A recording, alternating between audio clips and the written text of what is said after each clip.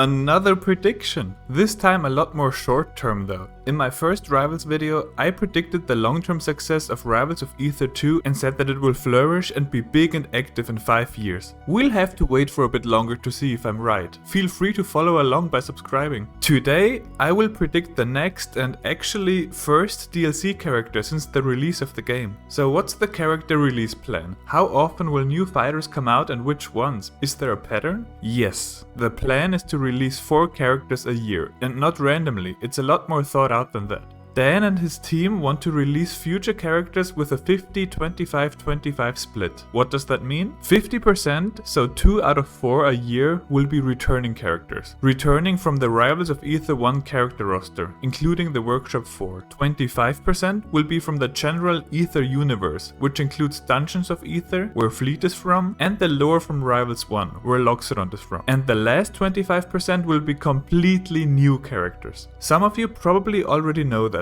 but in case you didn't, here's my source. 50, 25, 25 split. 50% would be like, we're prioritizing like returning. 25 is from existing somewhere in the Aether universe. And then the other 25% would be completely new. Okay, so with that established, who do I think will be the very first DLC character? Well, as Dan said, the characters will be released in a fitting order, elemental fit, playstyle, etc. So let's look at that. So far we have 4 fire characters and then 2 water, 2 earth and 2 air characters. Guest characters are not planned. So fire, no. I think a lot of people are dunking on us a little bit for 4 fire at launch. That leaves us with water, air and earth. It really seems like they want to bring back the original roster quickly. The 50% ratio shows that bringing back the base characters from 1 seems to have a little priority. And then sprinkle in some completely new ones for the variety. And while the Workshop 4 are from Rivals 1, they were not initial characters. They were added later. They were additions. So I think the next DLC character will be from the base Rivals 1 roster, no Workshop character. But that's not all. Let's take a look at the stages. Aha! How very interesting.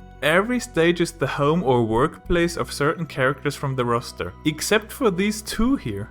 Hyperborean Harbor and Tempest Peak, and Stormswept Pillar. And who resides in these places? Exactly, Daedalus and Absa. You can't just put Sylvanas to the forest with Maple, but these 2 stages here are completely empty as of right now. They are missing their respective characters. Underrepresented elements? Check. Part of the base character roster? Check. Needed for these empty stages? Check. Which one of these 2 will it be though? It could be Absa, sure, but only 2 out of 10, that's 1 out of 5, that's only 20% heavies so far. Point for Daedalus. It's November and it's cold. One might as well say it's snowy and icy outside. Point for Daedalus. And in the most recent Q&A, the Daedalus plushie was in the very front. Coincidence? Maybe. Half a point for Daedalus. So my prediction is that Daedalus will be the first DLC character, or at the very least in the first 4. Do you think his stage will be empty for another year? I don't. And there's no other ice character. Sure, it could be a completely new ice character, but no. That's my prediction on the next DLC character, Daedalus. Please feel free to tell me what you think in the comments. If you like this video, then there's a like button for you, and consider subscribing.